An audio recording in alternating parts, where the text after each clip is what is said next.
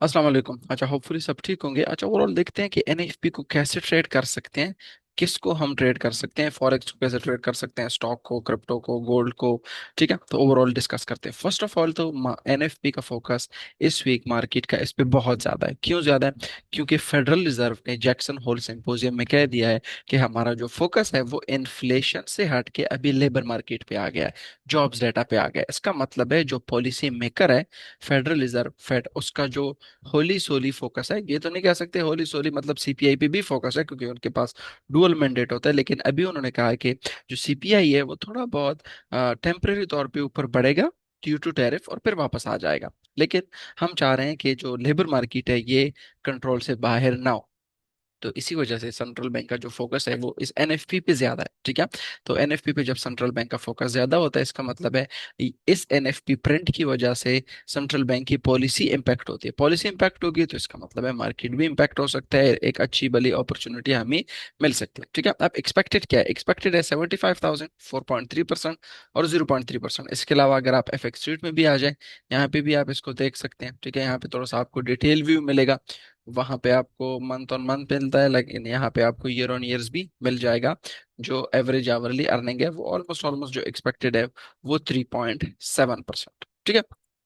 अच्छा, अब देखें, यहाँ पे मैंने आपके लिए एक शीट बनाया है जिसमें आप इसको इस तरह ट्रेड कर सकते हैं। फर्स्ट ऑफ ऑल, अगर तो ये डाटा 50,000 से लेके 1 लाख के बीच में आ जाता है, 50,000 से लेके 1 लाख के बीच का मतलब ये है, ठीक है, कि अगर ये हमारे पास फ्राइडे को जो 75,000 एक्सपेक्टेड है, ठीक है, यहाँ पे देखिए 75,000 एक्सपेक्टेड है, ये कोई 60,000 आ जाए, 50,000 आ जाए, 70,000 आ जाए, 80,000 आ जाए, 90,000 आ जाए, लाख तक आ जाए। ठीक है, 50,000 से लेके 1 लाख के बीच तक फॉरेक्स फैक्ट्री में मैं अगर आपको दिखाऊं, यहाँ पे अगर 50,000 से लेके 1 लाख के बीच तक कोई भी फिगर आ जाए, और उसके साथ साथ यहाँ पे हमारे पास अनएम्प्लॉयमेंट रेट 4.3% या 4.2% आ जाए। ठीक है, यहाँ पे ये है एक्सपेक्टेड 4.3, तो यहाँ पे अगर ये 4.2 आ गया या 4.3 आ गया, ठीक है।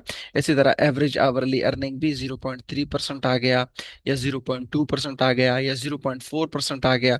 ठीक है, तो ओवरऑल ये जो फिगर होंगे उसमें आपने अगर ट्रेडेबल अपॉर्चुनिटी ढूंढनी है, अगर आप चाहते हैं कि इसमें आप ट्रेडेबल अपॉर्चुनिटी ढूंढे कि किसको आप ट्रेड कर सकते हैं, तो मेरे ख्याल से इसमें आप स्टॉक को भी ट्रेड कर सकते हैं और क्रिप्टो को भी ट्रेड कर सकते हैं। आप सिंपली बीटीसी यूएसडी में भी हम एक्सपेक्ट करेंगे अपसाइड।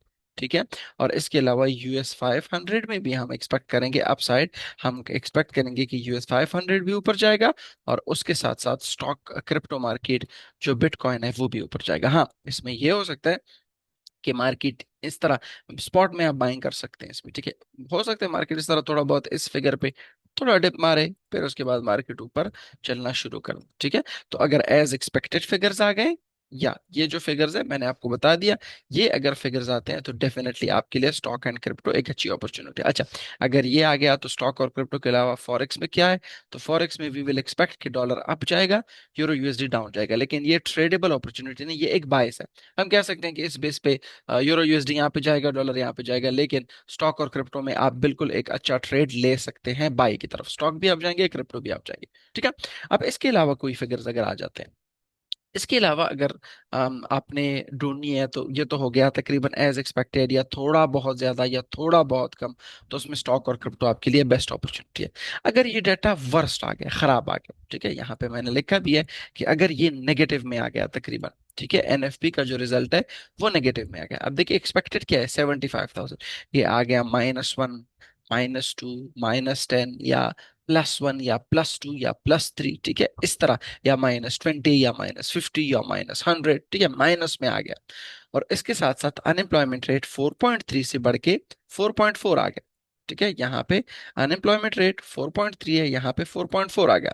इसी तरह एवरेज आवरली अर्निंग जो है वो भी थोड़े बहुत खराब आ गए। ठीक है, थोड़े बहुत खराब से मुराद ये कि 0.3 से 0.1, या अगर आप यहाँ पे देख ले तो ये है हमारे पास 3.7 से 3.5%। ठीक है, ये अगर इस तरह के फिगर्स आ गए, ठीक है, तो हम एक्सपेक्ट करेंगे कि इसकी वजह से ये डाटा खराब आया। अब अगर ये डाटा आ गया, रिविजन्स भी आप अपने ख्याल रखना है, वो मैं फिर आपको समझाता हूँ। ठीक है, तो इसमें आप यूरो यूएसडी बाय कर सकते हैं। क्यों? क्योंकि यूरो बाय करेंगे, डॉलर को सेल करेंगे। गोल्ड को भी बाय कर सकते हैं, क्यों? क्योंकि डाटा बहुत ज्यादा खराब आया है, नेगेटिव आया है, अनएम्प्लॉयमेंट रेट 4.4 तक बढ़ा है, एवरेज आवरली अर्निंग भी कम आई है। ठीक है, तो गोल्ड में आप बाय कर सकते हैं, यूएसडी जेपीवाई को सेल कर सकते हैं, क्रिप्टो को सेल कर सकते हैं, स्टॉक को सेल कर सकते हैं। क्रिप्टो भी डाउन, स्टॉक भी डाउन, सारी चीजें जो है वो डाउन जाएगी। लेकिन एक चीज इन दोनों सिनारियों में, ठीक है, वो मैंने आपको समझा दिया। ठीक है, सिर्फ और यहाँ पे एफएक्स रेट में एक चीज आपने देखनी है, यहाँ पे देखें, ये नॉन फॉर्म पेरोल 73,000 है।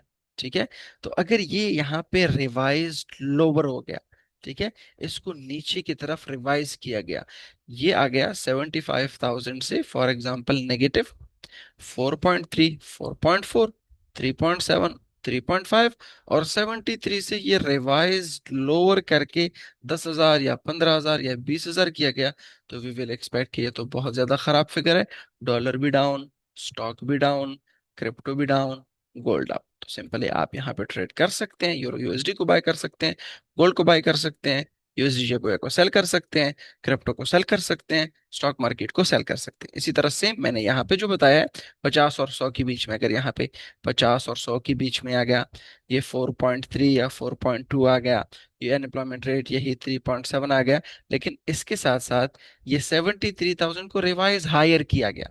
ठीक है, 73 से 100 के, ठीक है, यहाँ पे 100 के, यहाँ पे 50 और 100 के बीच में, यहाँ पे 4.3 या 4.2, यहाँ पे 3.6 या 3.8।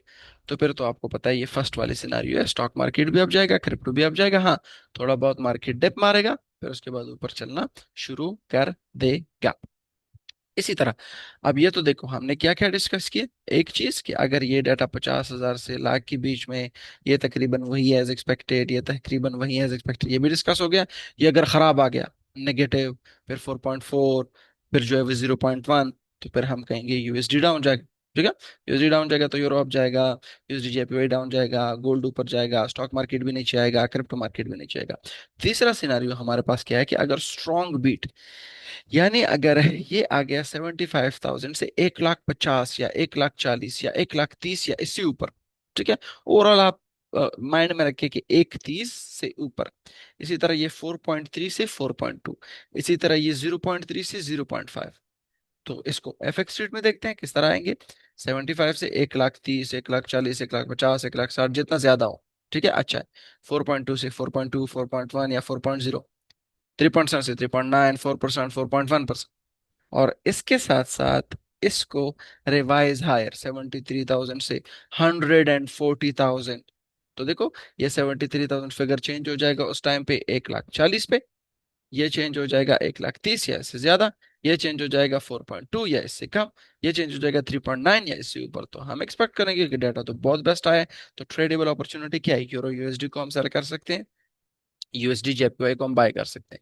इस टाइम पे हम यूएसडी को बाय करेंगे और बाकी करेंसीज को सेल करेंगे। ठीक है, तो ओवरऑल एरियाज कौन से टारगेट कर सकते हैं अगर डाटा फर्स्ट सिनारियो आ गया, ठीक है, ये वाला स्लाइटली हायर रिविजन 50 से लाख के बीच में, अनएम्प्लॉयमेंट रेट 4.3, 4.2, और average hourly earning around as expected, या थोड़ा बहुत डाउन या थोड़ा बहुत अप, तो हम एक्सपेक्ट करेंगे थोड़ा बहुत मार्केट नीचे फिर ऊपर चलना शुरू हो जाएगा।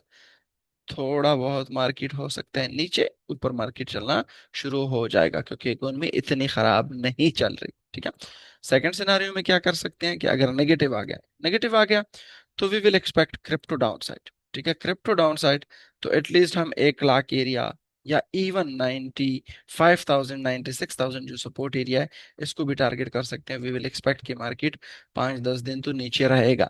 ठीक है, इसी तरह स्टॉक मार्केट भी विल एक्सपेक्ट डाउन साइड, तो ये सपोर्ट एरिया टारगेट कर सकते हैं 6,217। ठीक है, ये कर सकते हैं। इसके अलावा थर्ड सिनेरियो क्या है, थर्ड सिनेरियो में यूरो यूएसडी सेल या यूएसडी जेपीवाई बाय। तो इसमें सिंपल है कि अगर डाटा बहुत ज्यादा बेस्ट आ गया, यूरो यूएसडी को सेल कर सकते हैं। यूरो यूएसडी को सेल करने के बाद हमारे पास जो फर्स्ट टारगेट है वो ये सपोर्ट है 1.1539, सेकंड हमारे पास 1.1428। एटलीस्ट वी विल एक्सपेक्ट कि मार्केट यहाँ तक नीचे आएगा। ठीक है, तो ये ओवरऑल तो तीन सिनारियोज है। ठीक है, एक एज एक्सपेक्टेड आ जाता है तो ये वाला ट्रेडेबल अपॉर्चुनिटी, बहुत ज्यादा खराब आ जाता है तो ये वाली ट्रेडेबल अपॉर्चुनिटी, बहुत ज्यादा बेस्ट आ जाता है तो ये वाली ट्रेडेबल अपॉर्चुनिटी। अब देखें, इस पे हम क्यों वो कर रहे हैं नेगेटिव में, क्योंकि नेगेटिव जब आएगा, ठीक है, तो बेशक जो फेडरल रिजर्व है वो कट तो करेगा, लेकिन मसला ये है कि इकॉनमी बहुत ज्यादा खराब हो गई है, ठीक है, और जो फेडरल रिजर्व है वो अभी लेट है, इसको संभलने में थोड़ा टाइम लगेगा, तब तक स्टॉक और क्रिप्टो नीचे आएगा, ठीक है। तो कट्स भी इसको फिर कंट्रोल नहीं कर सकेंगे, थोड़े टाइम बाद फिर हम कहेंगे कि हाँ जी ठीक है, कट्स आ गए हैं तो अभी इकोनॉमी को एक बूस्ट मिलेगा। इस तरह अगर बीट आता है तो लेसर कट्स, कट्स नहीं आएंगे, तो ये डॉलर के लिए पॉजिटिव है, या कम कट्स आएंगे। तो यही तीन सिनारियोज हैं जिसमें आप एनएफपी को ट्रेड कर सकते हैं। एज ऑलवेज अगर आपका कोई क्वेश्चन है तो डेफिनेटली आप कमेंट्स में भी पूछ सकते हैं, और हमारे जितने भी स्टूडेंट्स हैं वो डिस्कॉर्ड में भी पूछ सकते हैं।